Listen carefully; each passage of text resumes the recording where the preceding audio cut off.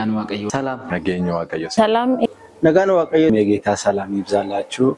Nagaan Waaqayyoo isiniif haa ta'u.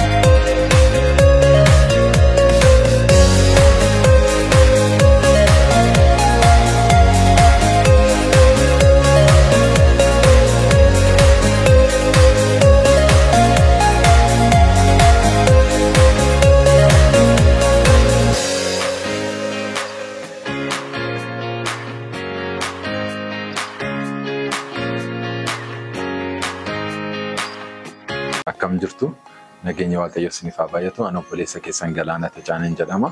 Walitti qabaa koree kominikeeshinii waldaa Makaana Yesuus Fiichee Salaaleeti. Koreen kun hojiiwwan gurguddoo fidatee gara keessan dhufeera.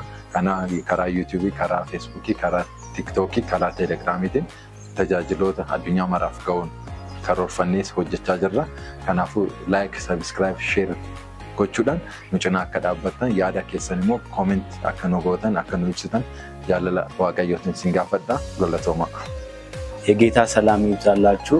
ዛሬ ከፊታችሁ የቆምኩት የቤተክርስቲያናችን ውስጥ የተቋቋመው የኮሚኒኬሽን ቲም እና በስራ ላይ ያለው እና ከዚህ ቲም ጋር አብራችሁ እንድትቆሙና በሚያስፈልገው ነገር እንድትአግዙ እና ሰብስክራይብ ላይክ ሼር እንድታደርጉና ከቲሙ ጋር እንድትቆሙ እንጠይቃለን። Nagaa Waaqayyoo isiniif haa baay'atu. Ani obboleessa keessan Misgaanaan jedhama. Har'a fuula keessan duratti kanan dhiyaadhee fi ergaa guddaa tokko qabadheen dhufe. Innis immoo maal yoo jettan waldaan keenya yeroo ammaa garee kominikeeshinii dhaabdee hojii guddaa hojjechaa jirti. Kanaaf gareen kominikeeshinii kun yuutuubii waldaa kiristaanaa, feesbuukii, tiktookii banuudhaan hojii waldaan kun hojjetu gara miidiyaatti as baasee jira. Kanaaf isin immoo ergaa nuyi karaa miidiyaa kana dabarsinu share gochuudhaan comment gochuudhaan nama nagarra biraan akka qaqqabsiistaniif asuma dhaamsa isiniif dhaamsa. Inni kan biraa immoo garee kanatti dabalamuudhaan tumsa garee kana akka gootan jaalala Waaqayyoon sin gaafannaa eebbifama. ሰላም የእግዚአብሔር ሰላም ይብዛላችሁ። እኔ ወንድማችሁ ገላና ተጫን እባላለሁ። የፊቼ ሰላሌ መካነ ኢየሱስ ቸርች የኮሚኒኬሽን ኮሚቴ ሰብሳቢ ነኝ። አሁን ደግሞ በተለያየ አገልግሎት ወደ እናንተ መተናል።